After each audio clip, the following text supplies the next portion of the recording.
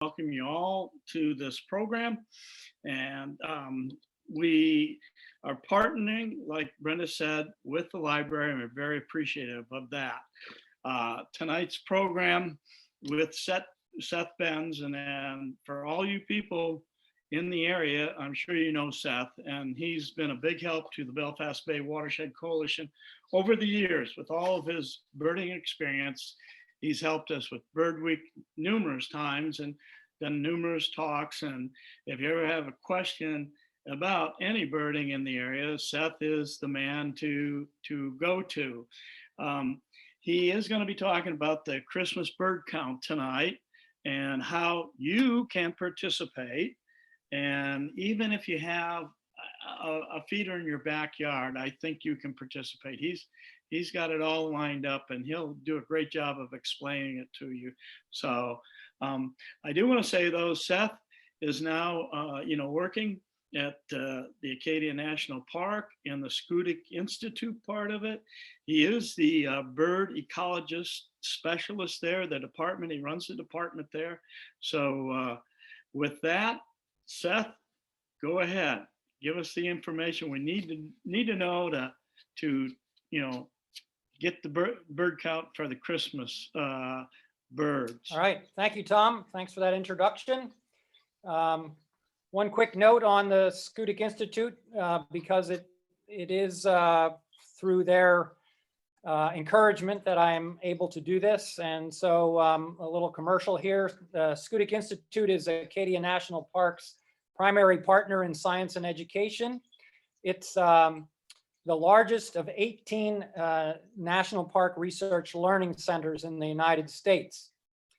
We pursue collaborative solutions to critical environmental challenges through discovery and learning, especially in the areas of forest ecology, near shore marine ecology, bird ecology, and mid-level and secondary education. Education is integrated with all of our research programs through citizen science, public programs and events, and information sharing. And if you wish, you can find out more about the Schoodic Institute at schoodicinstitute.org. So that's that part out of the way. Greetings all. My intention this evening, as Tom alluded to, is to discuss a little bit about the North Penobscot Bay Christmas bird count. That's the official title. So if you went to audubon.org and looked for the Christmas bird count information, you wouldn't want to type in Belfast, you would type in North Penobscot Bay. That's the official title of our count circle. This year we're planning on counting Saturday, January 2nd. So that's into the new year. And this evening I plan to cover a bit about the Christmas bird count overview, then a little bit about our history here in this count. I have a contest set up, and it actually has a grand prize. So you want to stay tuned. You want to be listening carefully, and you want to participate in that.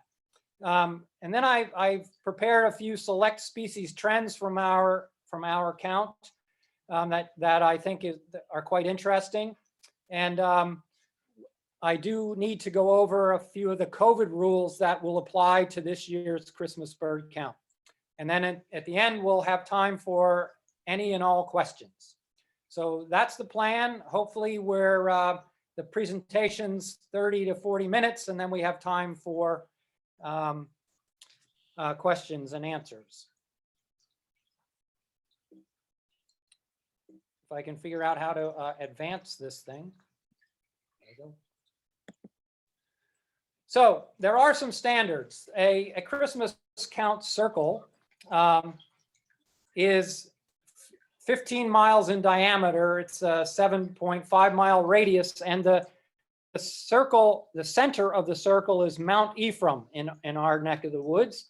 So if you look at the colored inset map there, down in the bottom left-ish is a blob, and that's Belfast. So we're going to go left from Belfast, or clockwise, or counterclockwise.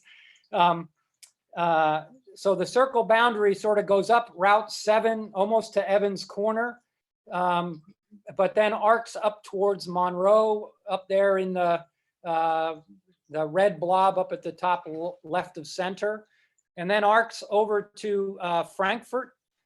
And I know that this particular map is not that detailed. So if somebody would really want a detailed map, just email me and you'll get that information later, and I'd be happy to share it with you. But then from Frankfurt, it sort of scoots on down. It actually, the circle actually goes out, and that little green sliver there is actually part of Verona Island, or it's supposed to be. So there's a part of Verona, and then the rest comes down through the water. The last quarter of the map is all through water, and it includes Fort Point State Park.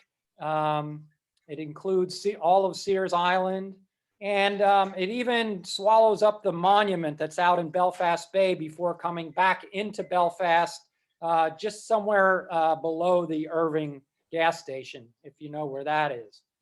So that's a pretty quick description of the circle itself to give you some idea.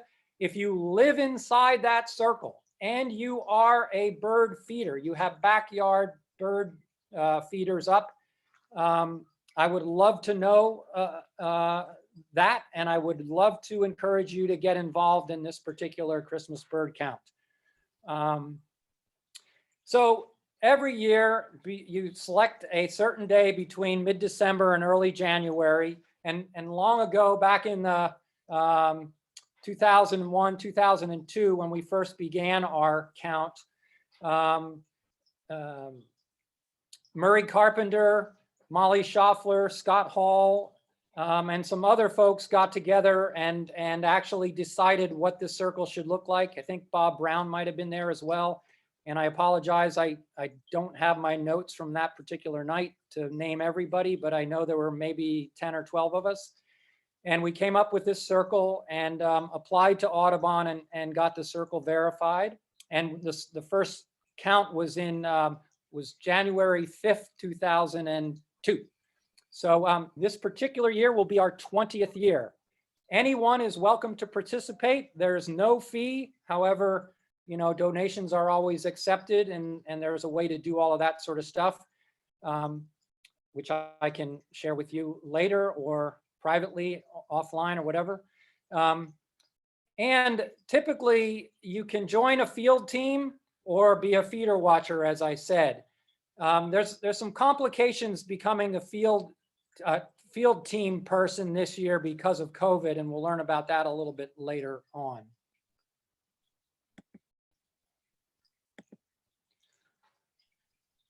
So in a typical circle, there's one circle compiler, that's me. The circle is like a pie, and it's usually sliced into pieces or sectors in this case. And in our case, each sector has an already chosen captain who've been at this for years and years. They make my job a lot easier. The captain or team leader, or whatever you want to call it, usually assembles their own team to search their own sector. And that's how we've been doing it for years. What happens when we have newcomers coming on is lots of times I'll take my little section of this is the town of Belfast. And while it looks little compared to all the other sectors, there's a heck of a lot of streets to cover, people's windows to look at, I mean, backyards to look in at their feeders. And,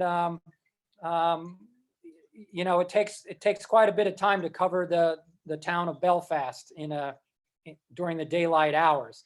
Some people choose to go owling. Last year we had saw-whet owl, barred owl, great horned owl out in the Stockton Springs area. But not everybody has to go owling.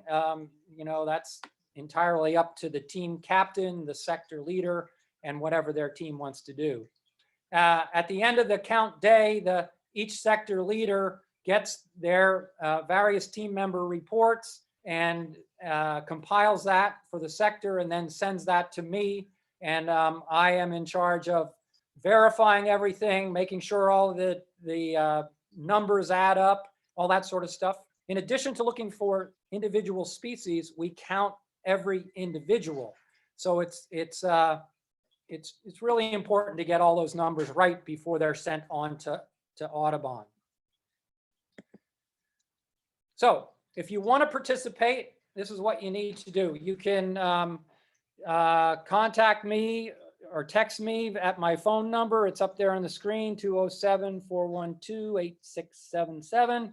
Or you can email me at sbenz@schoodicinstitute.org. Typically what I do is try to find out, you know, are you an experienced birder? You know, do you like to walk? Do you want to watch birds at your feeder? That kind of stuff. I need to know a few things. Everybody is welcome, especially beginners. You do not have to be an expert for this. This is as much fun as it is science. And all you got to do is be able to count and not double count.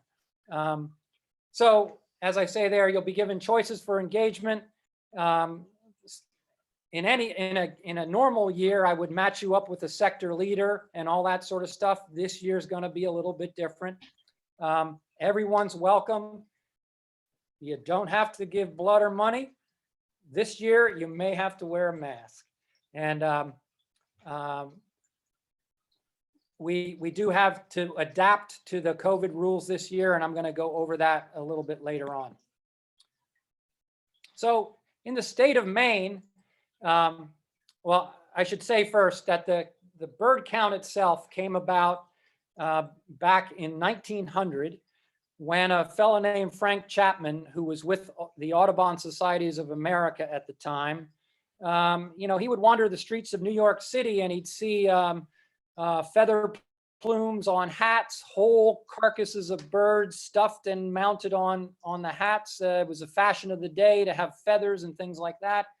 And there was also this weird thing that went on in the late 1800s, which was called a side hunt. So these various gun clubs and things would get together on Christmas Day of all days, and they would go out and shoot as many birds as they could possibly shoot.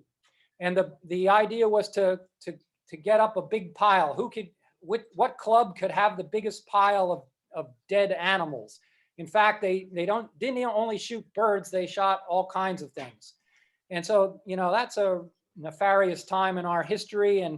And Chapman just got tired of seeing these birds on the hats of people walking down the streets of New York City. And he decided, or he came up with the idea, hey, maybe we can replace all of this stuff, use binoculars instead of guns. And essentially, you know, because he knew some influential people and all those sorts of things, he got the situation changed. So today, the CBC, the Christmas bird count, is the largest citizen science initiative in the Western Hemisphere. Thousands and thousands of count circles exist. Our first one here in the state of Maine was in 1906 at Cape Elizabeth. And as I said earlier, our first one was January 5th, 2002. You can see our little circle there with the blue arrow or the blue rectangle or square leading to our location on that map. There are about 35 count circles in the state of Maine, and then some, of course, you can see them outside of Maine in Canada and down in New Hampshire there. So this is our 20th year. It's a big year, big celebratory year. Here's a quick glimpse at what it looks like. The very first year is 102 down on the bottom of the screen, and then it goes up to the last year to the present. We actually counted in 2020 on January 4th.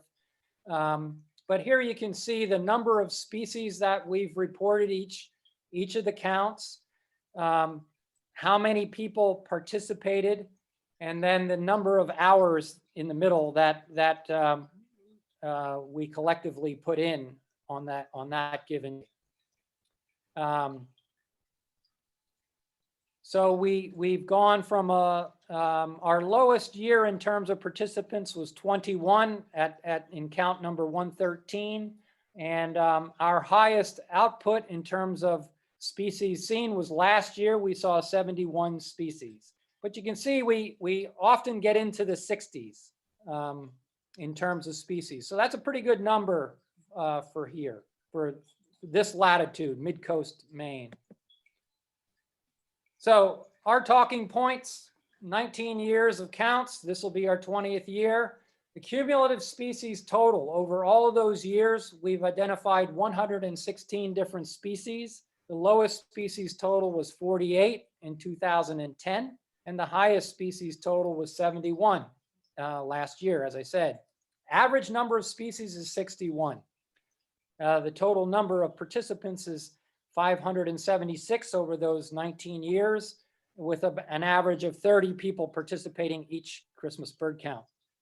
And we did make national news. In January 5th, 2008, we had the highest individual tally of pine grosbeaks in the entire United States. So that's pretty cool. And if you've been out looking around, pine grosbeaks are back this year. So we'll see if we can repeat our, if we can have a second claim to fame. So that's kind of neat. I guess it's neat if you're a geek like me. Okay, so here we go. This is part of the contest. Of the 116 cumulative species observed, and given the average number of birds seen per year, so we know 116 is cumulative, 61 is the average per year. What number of species do you think have been observed on every one of our Christmas bird counts? And then it's a multiple choice. So all you got to do is pick one of those numbers, keep it to yourself right now, write it down on a piece of paper. The answer is either 9 or 15 or 26 or 37 or 40. I can't see that because something is hiding it. 47, I think it is. So there, I already eliminated that one for you.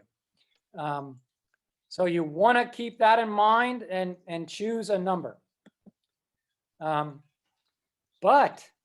here we go. This is what separates the wheat from the chaff, as they say. How many can you correctly name? So there are 9 most closely associated with water, 9 species most closely associated with water, 3 that are scavengers, 3 that are in the crow or corvid family, 4 that are commonly seen at bird feeders, 2 that are woodpeckers and not included at your feeders, 2 are usually seen in town and are none of the above. 1 is a reintroduced species whose numbers are way up. And 2 are most closely associated with conifer woodlands. So I just gave you the answer. The number of species seen consecutively on every count or whatever is 26. And what I want to know is who can name all of the species and who can get that right. And I have a wonderful prize for the person who gets that, but you have to email me your list. And you can do so at sbenz@schoodicinstitute.org. So you didn't even, you may not even have participated in our Christmas bird count, but you can already win a prize. How's that? Okay. So I'm going to go over some trends derived from Maine CBC, the whole state first. So there are 120 species for which trend analysis have been done. And what we know now, remember, this started in 1906 through present, so it's quite a lot of years. About 30 of the counts have really gotten underway since the 1960s. So really, we're looking at really good standard data collection from mid 60s on to present. And through that stretch of time, we've noted that 23 species are declining, 46 species are increasing, and 51 species have yet to establish a significant trend. So we're sort of calling those stable. Examples of declining species are house sparrow, which ought to be a little bit of a surprise, and the evening grosbeak. And examples of increasing species are bald eagle and tufted titmouse. Now, these species are across the entire state. What we're going to do is take a closer look at a handful of species inside our own Christmas bird count. Next. But one trend development kind of thing over time that I think is quite interesting is that, you know, back in the late 1800s, through that side hunt time period into the early 1900s, our tendency was to shoot things, and especially birds that had any kind of white plumage on them were especially prized for some odd reason. Even gulls. So herring gulls and great blackback gulls were decimated, as were eiders, as were puffins, as were herons. Almost every species you can imagine was a target. And so the populations of those birds became severely depressed. Of course, when some laws were passed, conservation laws were passed in the early 1900s and so forth, leading up even to today. And so we saw a bit of a rebound. We also know that where gulls are involved, they are scavengers. They took advantage of landfills, and those sorts of things, garbage heaps. They get along really well with humans and the way that we treat the environment, so to speak. So you can see that from starting in sort of the 1950s, both species started to proliferate, to increase. Their populations increased all the way up until roughly the 90s. And then since the 90s, both species, the herring gulls in blue and the great blackback gulls in green, have plummeted. And this is just a scatter plot through time of both those species. They've been adjusted because there are many more herring gulls than there are great blackback gulls. But you can see, and I try to indicate it by that overarching arrow, where the downturn takes place in the late 80s, early 90s, and things are going downhill. So, you know, when gulls, which we think of as, you know, well, I've heard people refer to them as trash birds, literally, or we don't pay any attention to them. We just sort of cast them, oh, it's just another gull, or, you know, it's a seagull, whatever.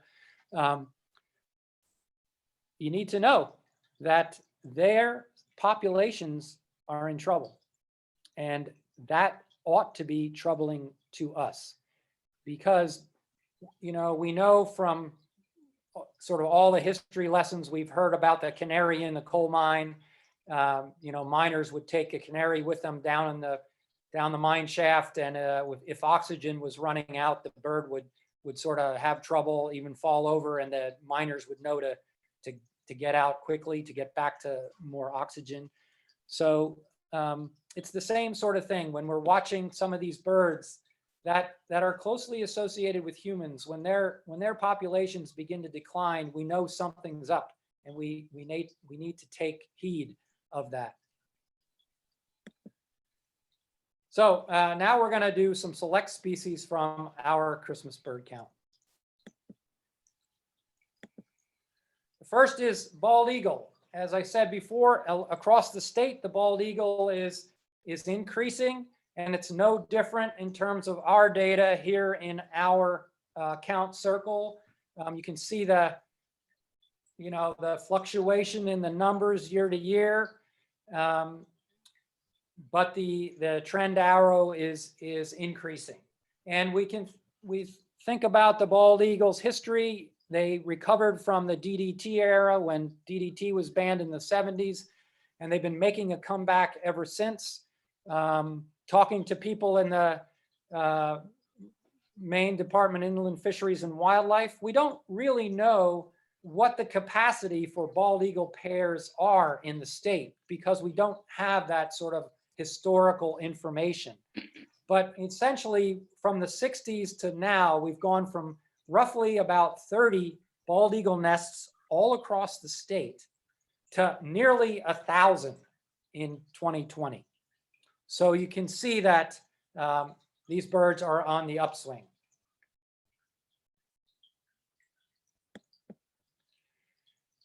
Barrow's Goldeneye. It used to be the Belfast Bay, especially when Stinson's was still here before the modern day boatyard. Barrow's Goldeneyes were the bird to come to see here in Belfast Harbor. When I first came in 1994, there were we were seeing upwards of 36, 3 dozen or so Barrow's Goldeneyes, without a doubt. Now these are boreal birds, so they nest to our north. They do nest they like glacial waters. They might go into a hollow log along a waterway or something like that. We've been doing nothing but watching their numbers sort of shrink, go downhill.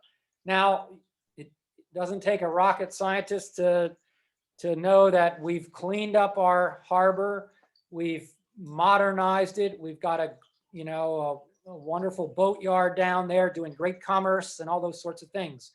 But it's one of these things where everything has a consequence, and we are seeing fewer and fewer Barrow's Goldeneyes. We still see common Goldeneyes, but Barrow's Goldeneyes, marked by that sort of ladder, that white ladder on a black back, that's the distinguishing feature, along with a crescent facial mark on the male, as opposed to a thumbnail print on the male common Goldeneye. Those are ways that you can tell them apart. So downhill for Barrow's Goldeneyes. Purple Finch. Purple Finch, if you look at our data, it looks like, oh, here was a big year, and then it's down a little bit, maybe then a sort of mediocre year, maybe a follow-up year kind of close to that, but then, boop, another big year, and those years are something like 12 or 14 years apart. And so this might tell us something about the eruptive nature of the purple finch. When the food sources that it's interested in, the seeds and things, the native seeds and so forth that are out in the forest, especially to our north, when those things tend to be less abundant, these birds come farther south. Just a few weeks ago, at least at my feeders here in the middle of town, I live on Miller Street, just up from Hannaford's. I was having 6, 8, 10 purple finch every single day. And then about 8, 9 days ago, poof, they've taken off. I haven't seen a purple finch since. So they've moved out and have pretty much headed farther south. Maybe an indication of what's happening with their food sources, especially if you've had these at your feeder. If you still have them at your feeder, consider yourself lucky. That's great. But even here at my place where I have a good seed source for them, they abandoned it and headed south. So something's up. American robin. This is everybody's interesting little bird because, of course, we think of the robin returning as the harbinger of spring. I would question that. You can pretty much find a robin anytime in the state of Maine, any month of the year. Robins are around right now in pretty good numbers. We do know from a combination of breeding bird work and Christmas bird counts that a whole mess of birds, something like over 200 species of birds, are moving their range northward. That is their wintering range. So you know, when we think of climate change, and some people think of, you know, dire changes to the birding landscape, you know, some birds will stay farther north, and we won't see them anymore. Boreal chickadee is an example of that. A bird that, you know, you could go out in the wintertime and perhaps find, maybe not right here in Belfast, but in larger conifer areas. Maybe you could turn one up on Sears Island, or certainly at Acadia National Park into the 90s and so forth. But since then, you can't find. They're really, really hard to find. And the breeding birds have moved up to sort of Baxter. So they're moving northward, and not necessarily going as far south during the winter. So we have all kinds of different birds that are changing their patterns. And this is why we want to get out and count every year. This is why some of us go out almost every day and keep track of things via eBird, because so much is changing. The world is changing quickly, and the challenges are many. And so it's good to keep a pulse on what's happening with the birds, for that canary in the coal mine kind of thing. So American goldfinch is a popular feeder bird that we see, and you can see the wintering population fluctuate. But if we were to do a trend analysis of all of this data, we'd find that it's pretty stable. You pretty much can draw a straight line from sort of number 3 on the left all the way across, and it would remain about level all the way across there. So this appears to be a bird that's fairly stable. Populations don't seem to be changing much, and so we're ever vigilant, watching everything. But that's the status of the American goldfinch at this time. Downy woodpecker, another bird that a lot of us see at our feeders. And here I did do the trend line, and you can see that it's fairly stable through our count history here in North Penobscot Bay. And black-capped chickadee. This is an interesting one. It's our state bird. I didn't do the trend line here to my eye, and perhaps to yours. It looks like the trend line is tending downward. This is a bird that they say is also moving northward in terms of shifting its range. I've seen some predictions under climate scenarios that tell us that by 2080, certainly by the turn of the next century, it's very possible that you'd be hard pressed to find a black-capped chickadee in the state of Maine. That our black-capped chickadee would be replaced by a southern chickadee moving northward, and that's the Carolina chickadee. So that's under a scenario where we're unable to stabilize carbon dioxide, and the climate rises by more than 3 degrees centigrade or something like that. And you know, most of us on this Zoom tonight don't have to worry about that, but perhaps your children or your grandchildren do. And so it could be that the state bird, the black-capped chickadee, over time will disappear from the state of Maine. Northern cardinal. Here's a story that's entirely different, right? This is a southern bird, as is the tufted titmouse, that, you know, back 30, 40 years ago, you looked for them in Maine and you could not find them. But since then, they have proliferated, and they are still coming. And so they first came into towns, and then they seem to do well, and they're spreading out into rural areas, and cardinals are being seen all over the place. So they are increasing, to be sure. You might even say they're skyrocketing.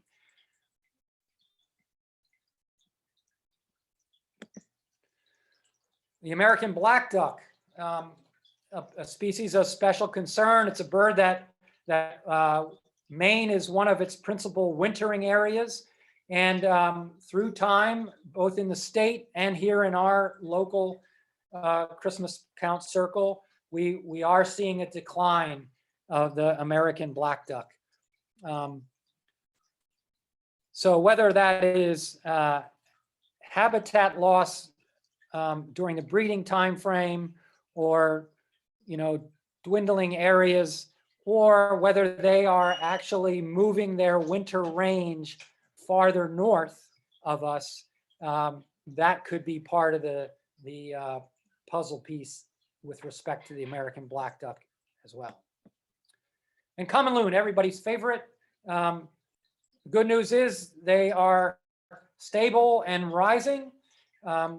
We've heard such a lot about the commotion with lead shot and what that's doing to reproduction and so forth.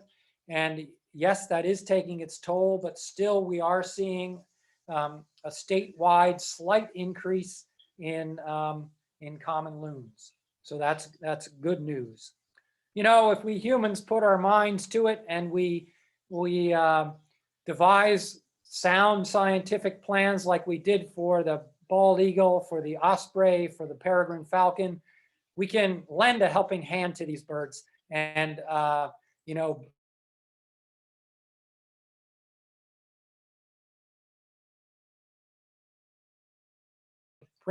to be vigilant. Some of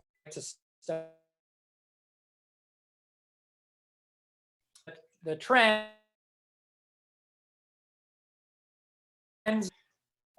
You go to this tag at the top of audubon.org and remember where have all the birds gone, and click on the Christmas trend viewer. And it's pretty slick. If you go to that page and you can do it by species or by state, and look into, it gives you a bar chart from red, meaning decline, to green, meaning doing well, or I think on the thing it's actually blue, doing well. And for every species, it gives you sort of an instantaneous look at what is happening with that species. Now that's not for our particular circle, that is for the entire state. Or you can go to a larger conservation area, sort of a regional conservation area, and look at what's happening in parts of Canada above us, including Maine and the New England states. So it's a good way to get acclimated to what is happening sort of regionally. And you can look anywhere in the country, actually. If perhaps you moved here from the West, you can go back to the West and look at what's happening out there with any of the species as well. So that's one resource. Another resource is you can go to individual Christmas bird count results. Again, audubon.org, CBC observation, and you get a couple of you can do this by species, or you can do it by the count. And just like I showed you that earlier slide of the historical, the overview of how many observers, how many bird species, and so forth. You can get that information for any Christmas bird count. You can actually go right down into the species and what we're seeing. So if you wanted to cheat on my little contest, you could go to the Christmas bird count results page, look up the historic North Penobscot Bay time frame, and if you go down through all the different species, you can find out what 26 species have occurred each of the count years. So in addition to helping with the Christmas bird count, there are many different ways to get involved to help birds. Number one on my list is you yourself, be sure to connect with nature in some way. And if you can, help a kid connect with nature. It's never been more important. too much screen time. Let's get out there. Let's look at what's happening in nature. Let's look for insects. Let's look for other bugs. Let's plant native plants. Let's keep our cats indoors. If you see discarded fishing line, pick it up. If you can, drink bird-friendly coffee or tea. Make sure it's shade grown and it's certified. There's quite a lot of different ones on the market. Discourage balloon releases. A lot of people like to do that on birthdays and weddings and things like that. But, you know, those mylar balloons that we put up in the air, they just don't decompose all that easily. And a lot of them are finding their way out into the ocean and even here out into our bay. Things like some species of fish, some species of turtles, some species of whales are gobbling those things up like their food. And we're finding more and more balloons, plastics, all those kinds of things in the ocean. We have a choice not to do that. We can help these animals out. Another thing you can do is curb your light usage. You know, especially during migration, I'm very heartened to know that there are cities with lights out ordinances, big cities like Houston and New York and Atlanta, and some of these big cities with lots of light pollution are actually on nights when we know big migrations of birds are happening, they're actually turning their lights off, as are some of the sort of the wind power generating stations. They're actually turning their turbines off during high passage of birds moving through. So again, you know, we humans can work with these natural systems more naturally if we pay attention. And then my last plea is, you know, if you have a yard or you have access to land somewhere, plant native plants for the birds and the bugs. You can make your backyard a sanctuary. Even a single plant can make a difference. So, you know, please think of that and let's help the birds out. So now we get to these COVID guidelines. And while I'd like to encourage everyone to get involved that wants to get involved, it's going to be a bit of a conundrum this year. First of all, I had to wait until November the 15th to get some guidance from Audubon, and we combine their guidance with our with our state CDC. So ordinarily, we have a big bash at Chloe and David's house, Chloe Chun and David Tannhauser place after our CBC every year. There are legendary foodstuffs that are served there. I'm thinking of Ron Harrell's scallop potatoes, one of my favorites.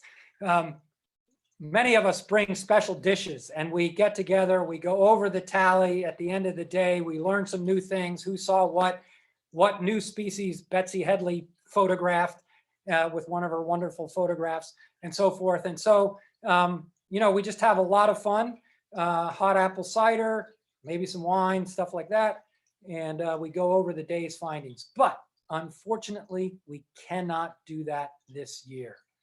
So I'm thinking that sometime after the count, maybe a week later or so forth, or after I get the results in from all of the sector leaders, we'll have a Zoom meeting to go over the findings. If you do go out in the field, for instance, I'm inviting some folks to come to Belfast to meet me at the co-op.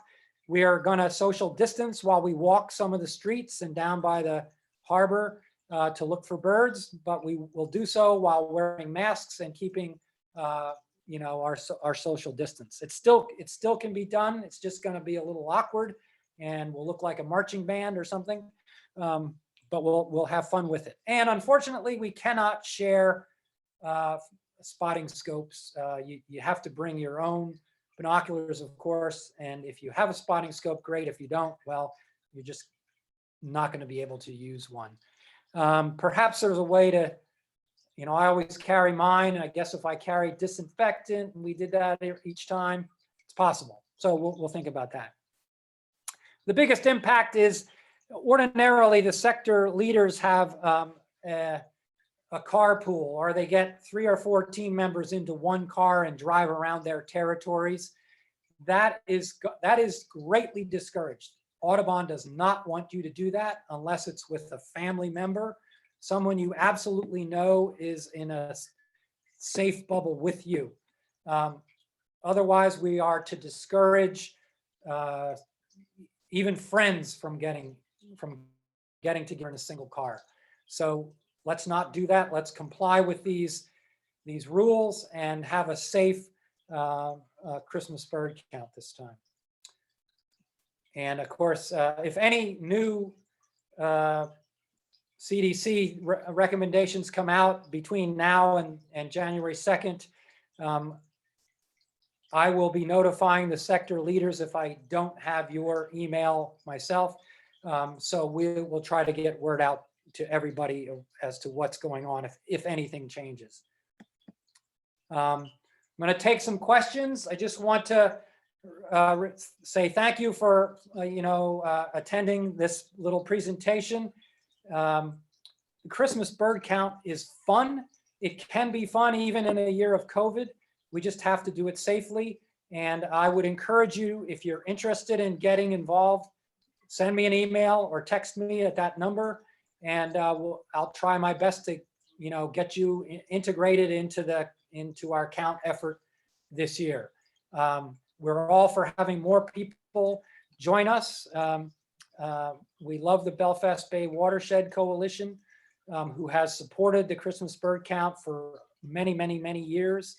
And, we couldn't be doing this without their support. And so I thank them and thank them for hosting us, and also to Brenda and the Belfast Free Library for hosting this presentation. So with that, I'm going to turn it back over to Brenda, I believe, who is going to feed me the questions, perhaps. Is that the way it's going to work? Yep, that's the way it's going to work, Seth. I only have one question in the chat, and it was a direct message to me, but Susan asked, can you, let me see, what the factors are that account for the decline in seagull numbers besides the closure of landfills, was one of her thoughts. Do you have any suggestions on that? Yeah, so believe it or not, the warming temperatures in the summertime have impacted their reproductive rates. They may be still laying the same number of eggs per clutch, but they're not getting the same hatch rate and the same survivor rate out of that clutch that they were getting. So that's directly related to warming temperatures. The other thing is,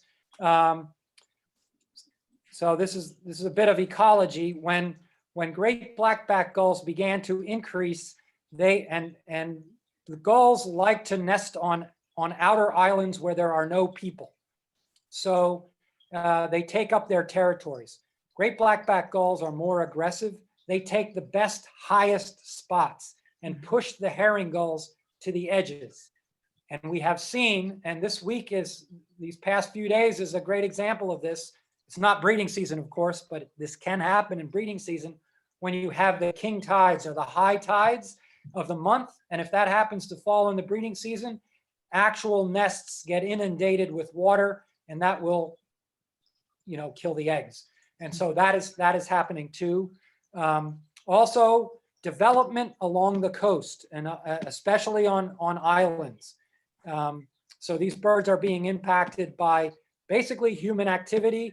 A lot of us we have dogs. We like to go to islands. We put our dogs on the islands. We ourselves go on islands and we run all around, and we end up crushing eggs and doing all those kinds of things if we're not really careful. And so, these are all factors that are contributing to the decline of the gulls. All right, well, that if anybody else has a question, please unmute yourself and ask your question. I can't see everybody. Let me see.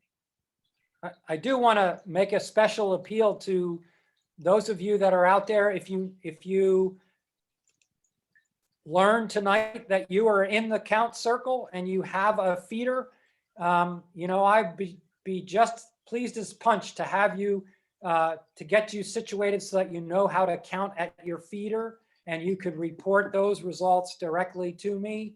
And that would be a great help. It's always been a dream of mine to map all of the feeders in the count circle, but you know, I say that every year, and then I fail to do it every year.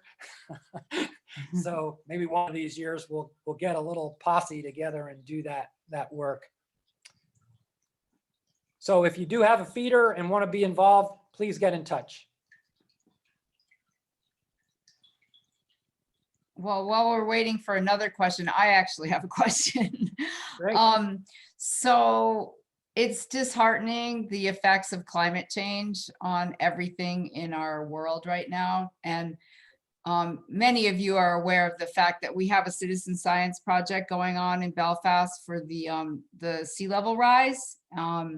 There's 6 stations around the bay where people can go take pictures. Like last week at the King Tide, we all got alerts to go take pictures and observe and things like that.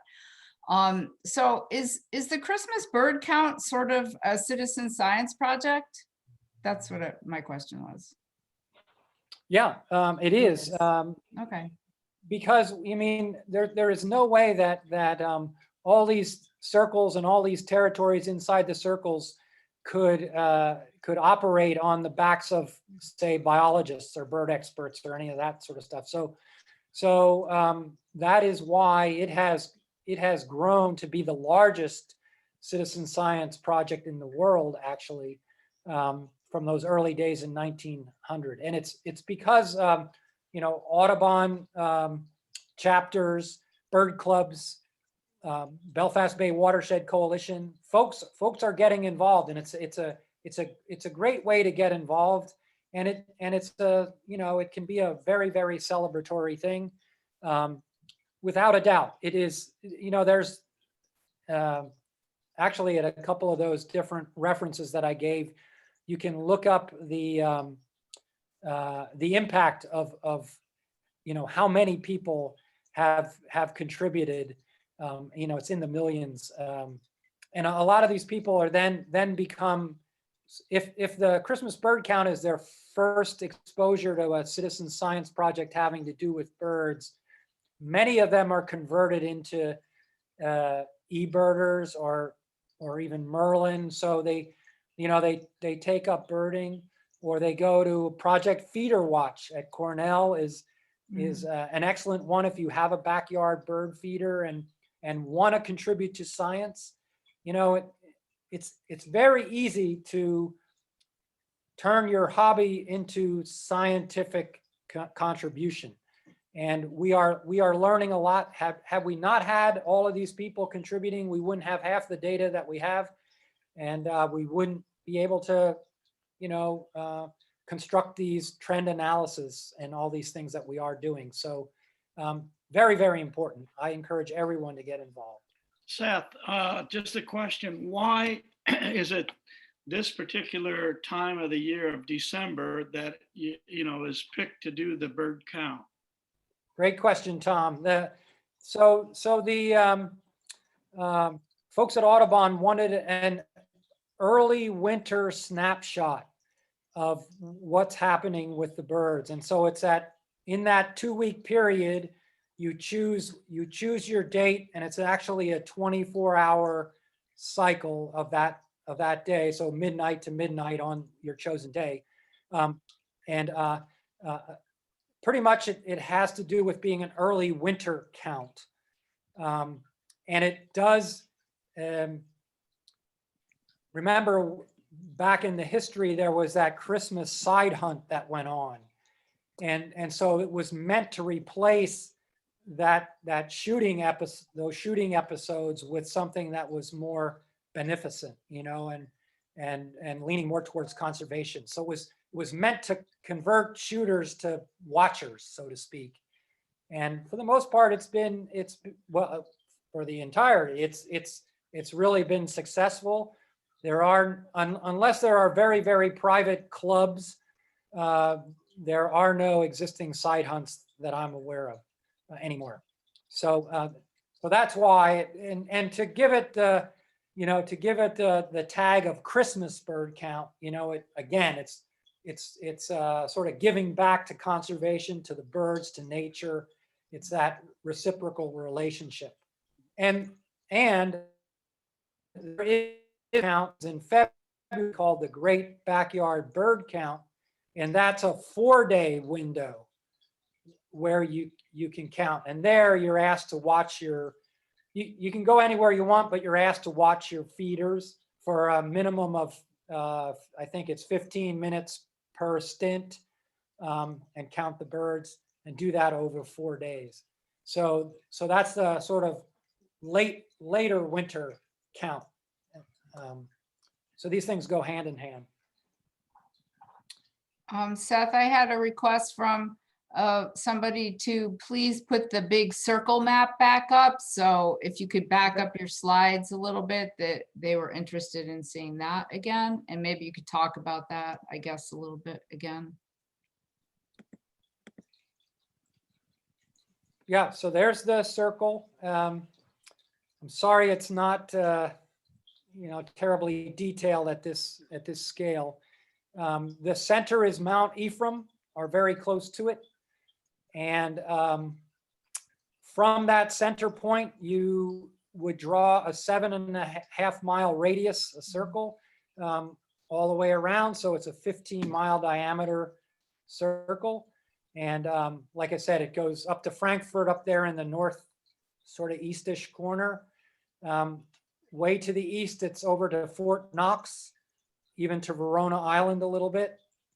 And then the very first year, we actually hired a boat and took a boat out of Belfast and went all the way up to Fort Point State Park. And it was Skip and Joe were on that trip. I'll never forget it. When we got back, we all jumped off that boat, kissed the ground, and said, "We're never doing that again." It was quite windy, choppy, and I think we saw like a half dozen long-tailed ducks. Yeah, so we haven't had a boat since. That's something that could be done. It's just that you got to pay for boats and all that kind of stuff. So. I don't, unless somebody has specific questions about the circle. What you should know is that what most people do, some people like Chloe and some of her friends, they get out with cross-country skis when there's snow, and they actually cross-country ski a trail or two, or they go to Sears Island and go right down that center trail all the way down the middle and come back with 12 chickadees. And such a great effort for little reward. But we're so thankful that folks like that do that kind of thing. Most of the sector people have a friendly competition to look at how many species can I find in my sector. Some of the circles have great little contests, friendly contests and things like that. I've never really gotten into that part of it. We just go for the big potluck after the day is over, and that seems to be fun enough. We have some of the sector leaders are Tom Aversa from Unity, Tom Hodgman, he's up there in the north, in the blue section up north there. Don Phillips is in the red section up in the upper left there. Ron Harrell has the orange part in between the two yellows. The rightmost yellow sector is Bob Brown. He used to have that landscaping business up there near Mount Ephraim. I can't remember the name of it off the top of my head. Hidden Valley, something like that.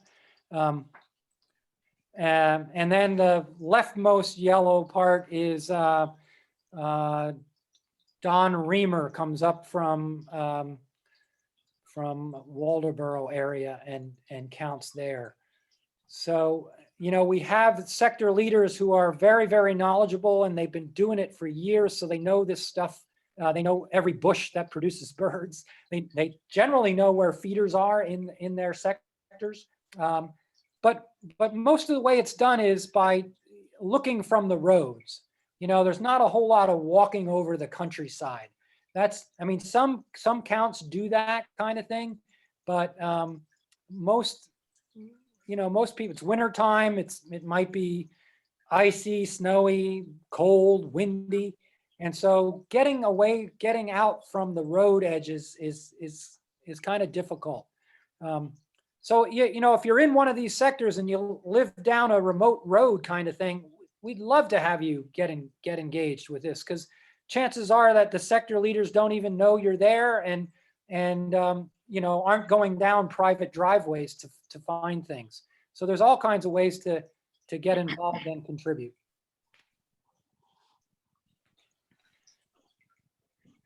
All right. Any other questions? Watch for, I have one other observational thing.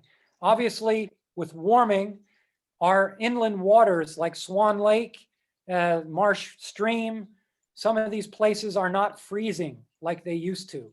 And so we're finding things like pied-billed grebes and hooded mergansers and other water-related birds that get into these areas, especially when we don't have freeze up. Great blue herons. I think we can expect, if we don't have a sudden freeze and all that sort of stuff, I think we're going to see more and more great blue herons on our circle as time goes on. So, these are some of the changes and some of the species that, we're seeing differences with. I only chose a handful tonight. I could have gone through, all 116 that we have seen on our account, but wanted to spare you that. But there's a story behind every bird that we see.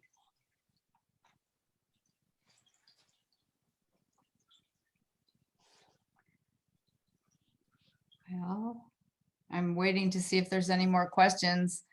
Well, I'm excited. I'm going to get involved this year. You'll hear from me. All right, cool. Yeah. Great. Put me somewhere. Yeah, you can walk with my team, and if you want to, Yeah. if Yeah. you want to be in town. I don't. I like to be sort of close to the, again, I guess they're not serving hot drinks at the co-op anymore, but They are having coffee. They do. are they now? Yep. There's a little coffee station. Yep. Did that just start? Pretty recently. Yep. Yep. Yeah. Well, there you go. That's reason enough. Oh, well, thank you so much, Seth. This has been really informative, and it'll be on the library's website and probably on BBWC's website. So hopefully you'll get more people involved, and Excellent. really appreciate it. So thank you all for coming, and good night to everybody. And